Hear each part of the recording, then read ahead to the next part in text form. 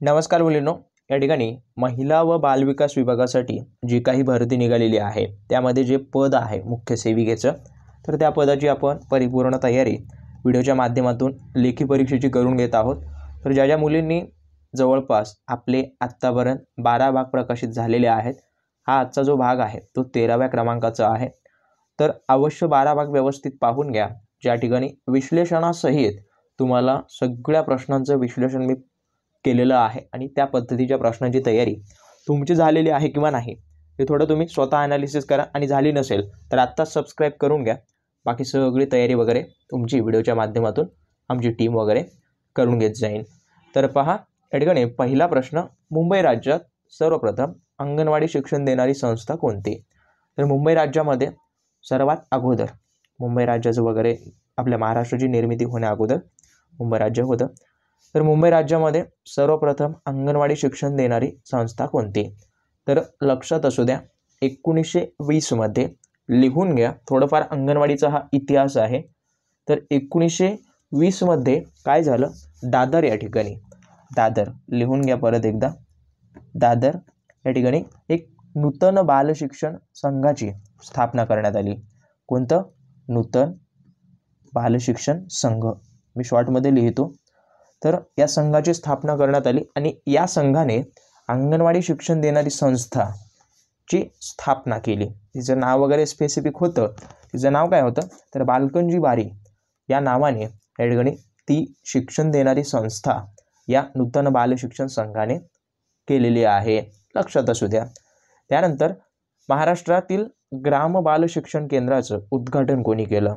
तर सर्वात अगोदर जे ग्राम बाल शिक्षण केंद्र उभारण्यात आलेलं होतं महाराष्ट्रामध्ये, तर त्याचं जे उद्घाटन आहे ते या ठिकाणी श्री बाळासाहेब खैर यांनी केलेलं आहे। हे तत्कालीन त्या काळचे शिक्षण मंत्री वगैरे होते किंवा या पदावर कार्यरत होते, म्हणून त्यांनी याचं उद्घाटन वगैरे केलेलं आहे। कशाचं? ग्राम बाल शिक्षण केंद्र। हे कुठे आहे? ऑलरेडी आपण पाहिलेलं होतं की बोर्डी या ठिकाणी हे बाल शिक्षण केंद्र वगैरे स्थापन करण्यात आलं, मागच्या व्हिडिओमध्ये कव्हर केलेलं आहे 1945 मध्ये। तर लक्षात असू द्या, लिहून घ्या, हे नोट्स वगैरे तुम्हाला कुठे भेटणार नाहीत कारण थोडं रिसर्च करावं लागतं, त्यामुळे तुमचा वेळ जाऊ देऊ नका। त्यानंतर जे आहे ते आपण पाहिलं होतं, त्यानंतर याच्याशी निगडीत ताराबाई मोडक वगैरे होत्या आणि अगोदर अंगणवाड्या कोणाच्या प्रेरणेने वगैरे सुरू झाल्या हे आपण पाहिलं, अनुताई वाघ यांच्यामुळे किंवा यांच्या प्रेरणेमुळे या ठिकाणी सुरू झालेल्या आहेत अंगणवाड्या। तर लिहून घ्या, सगळे जे महत्त्वाचे प्रश्न आहेत ते मी या ठिकाणी तुम्हाला सांगत आहे, परीक्षेच्या दृष्टीने खूप महत्त्वाचे आहेत। तर पहा, 2011च्या जनगणनेनुसार भारतातील एकूण लोकसंख्येपैकी महाराष्ट्रात किती टक्के लोक महाराष्ट्रात राहतात किंवा भारतातील आहे ते, भारतातील किती टक्के लोक महाराष्ट्रात राहतात किंवा एकूण लोकसंख्येपैकी महाराष्ट्राच्या लोकसंख्येचं प्रमाण किती भारताच्या तुलनेत? तर 2011 मध्ये या ठिकाणी लोकसंख्या आपल्या महाराष्ट्र राज्याची एकूण सगळ्या राष्ट्रांमध्ये तर 9.30% एवढं प्रमाण आपल्या लोकसंख्येचं होतं। आणि ऑलरेडी आपण या लोकसंख्येवर खूप सारे प्रश्न पाहिलेले आहेत आणि तुम्हाला परत सांगत आहे की 2011च्या जनगणनेचे जेवढे काही प्रश्न तुमच्याने होतील ती कव्हर करून घ्या। आणि ऑलरेडी एक जनगणनेवर व्हिडिओ आहे माझा, पाहिला नसेल पाहून घ्या, खाली मी लिंक प्रोव्हाइड करतो। आता लोकसंख्येमध्ये महाराष्ट्राचा कितवा क्रमांक लागतो? तर लक्षात असू द्या, हा महाराष्ट्राचा दुसरा क्रमांक लागतो, लिहून घ्या। आणि क्षेत्रफळाच्या दृष्टीने कितवा लागतो? तिसरा। आणि परीक्षेमध्ये असाही प्रश्न येतो की महाराष्ट्राचं क्षेत्रफळ कोणत्या देशाच्या समान आहे, असं जर प्रश्न आला तर इटली, लक्षात असू द्या, इटली या देशाच्या समान आहे। जर क्षेत्रफळाच्या बाबतीत जर विचार केला तर सर्वात अगोदर राजस्थान येतं, लक्षात असू द्या, त्यानंतर मध्य प्रदेश वगैरे आहे, त्यानंतर महाराष्ट्र आहे। तर लिहून घ्या, महत्त्वाचे प्रश्न हे आहेत। त्यानंतर पुढचा प्रश्न, पदावर असताना निधन पावलेले पहिले राष्ट्रपती कोणते? तर पदावर असताना निधन पावलेले एकमेव असे राष्ट्रपती आहेत ज्यांचं नाव या ठिकाणी मी मेन्शन केलेलं नाही आहे, तर ऑप्शन या ठिकाणी यापैकी नाही हे आहे, परंतु उत्तर काय आहे लिहून घ्या। तर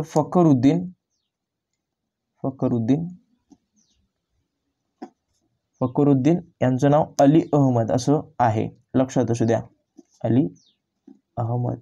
आणि हे जे आहे ते दुसरे मुस्लिम राष्ट्रपती होते आपल्या भारताचे, तर हेही लक्षात असू द्या.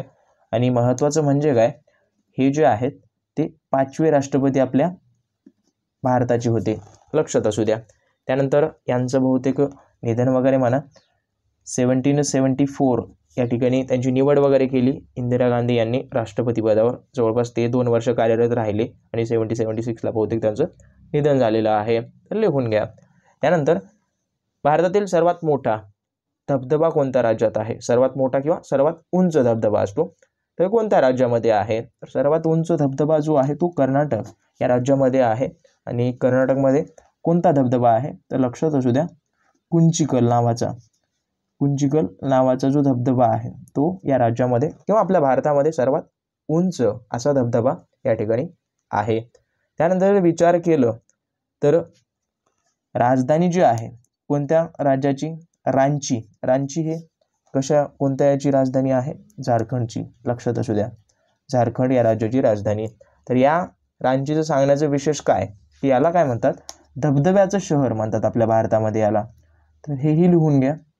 जे महत्त्वाचे निगडीत प्रश्न आहेत ते तुम्ही स्वतः बनवू शकता आणि त्या प्रश्नांवर तुम्ही तयारीसुद्धा करू शकता. आता या ठिकाणी तुम्हाला मिनिमम या प्रश्नाला निगडीत 5 प्रश्न निर्माण होतात. मोठा धबधबा, त्यासोबत मोठी नदी, त्यानंतर विचार केला तर मोठं तलाव, त्यानंतर त्याच्यामध्ये खाऱ्या पाण्याचं सरोवर वगैरे शोधा. त्यानंतर सर्वात जास्त तलाव कुठे आहेत? महाराष्ट्रामध्ये तलावांचा जिल्हा कोणता आहे? हे सगळं तुम्ही थोडंफार त्याच्याशी निगडीत तुम्हाला प्रश्न वगैरे निर्माण करावे लागणार आहेत. आणि कसं आहे, फक्त यश गाठायचं झालं तर सगळे जे करतात ते नका करू, फक्त तेच करा जे वेगळं असावं आणि तुम्हाला लवकरात लवकर यशापर्यंत न्यावं. तर लक्षात असू द्या. तर पहा, आणि त्यानंतर पुढे जर पाहिलं तर भारताचा सर्वात मोठा धबधबा आपण पाहिला.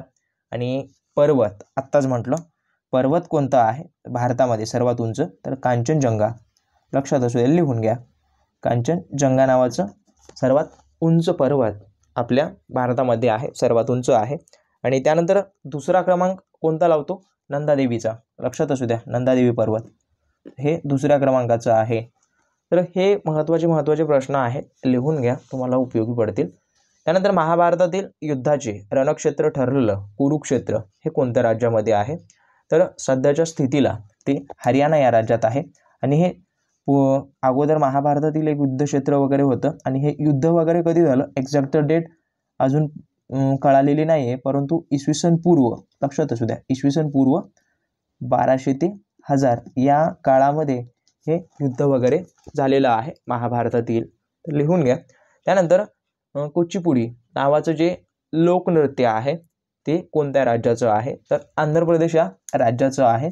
आणि अजून एक लक्षात असू द्या, आपल्या भारतामध्ये जे एक कला अकॅडमी भारताची जे अकादमी असते नाटक महत्त्वाची, तर त्यांनी जवळपास आपल्या राज्यातील किंवा भारतातील 8 नृत्यांना या ठिकाणी शास्त्रीय नृत्यांचा मान वगैरे म्हणा किंवा ते प्रकाशित वगैरे किंवा त्यांना एक विशिष्ट प्रकारचं टायटल म्हणा त्या ठिकाणी समाविष्ट करण्यात आलेलं आहे, जे की या 8 नृत्यांना शास्त्रीय नृत्यांचा मान देण्यात आलेला आहे. आता ज्याच्यामध्ये कुचिपुडी आहे, त्यानंतर कथ्थक वगैरे आहे, ते तुम्ही गुगलवर सर्च करा, त्या ठिकाणी तुम्हाला मिळून जातील उत्तरं.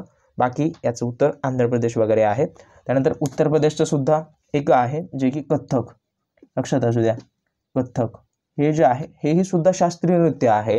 आता परीक्षेमध्ये कधी कधी कन्फ्यूज होतात की खालीलपैकी शास्त्रीय नृत्य कोणतं?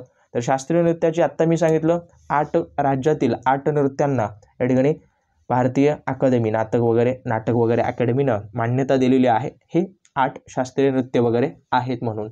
तर त्यांची तुम्ही थोडीफार फेरचाळणी करा, तुम्हाला त्या ठिकाणी उत्तरं भेटून जातील. त्यानंतर वजन आणि मापे यांचं जागतिक कार्यालय कुठं आहे? तर वजन आणि मापे यांचं जागतिक कार्यालय पॅरिस या देशामध्ये आहे. त्या ठिकाणी वजन आणि मापे यांचं वगैरे कार्यालय आहे. आणि तुम्हाला सांगत आहे की जागतिक लेवलच्या जेवढ्या काही संस्था म्हणा किंवा जागतिक लेवलच्या ज्या काही कार्यालये म्हणा, ज्याच्यामध्ये WHO आलं, त्यानंतर WTO आलं किंवा जागतिक व्यापार संघटना वर्ल्ड ट्रेड ऑर्गनायझेशन आणि WHO वर्ल्ड हेल्थ ऑर्गनायझेशन, तर यांची स्थापना वगैरे पाहून घ्या. त्यानंतर मुख्यालये वगैरे पाहून घ्या, हे तुम्ही लिहून घ्या आत्ता तुम्ही. आणि जे मी तुम्हाला एक सोप्या पद्धतीने जर म्हणत असाल तर हे तुमच्यासाठी एक होमवर्क आहे असंही म्हटलं तरी चालेल आणि तो तुम्ही जर रेग्युलर केलात तर तुम्हाला या ठिकाणी नक्की फायदा होईल.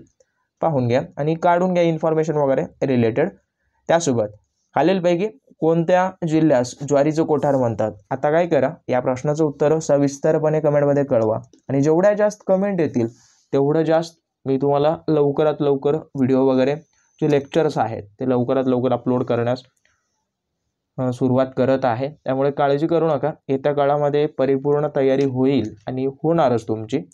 आणि ज्यांनी सबस्क्राईब केलं नसेल करून ठेवा. अशा टाईपचं दर्जेदार कंटेंट म्हणा आपण आपल्या चॅनलवरती मुलींपर्यंत पोहोचवत असतो आणि त्यांना याचा नक्की फायदा होत असतो. बाकी भेटूयात पुढच्या व्हिडिओमध्ये. पाहत राहा आपला आवडतं यूट्यूब चॅनल. धन्यवाद.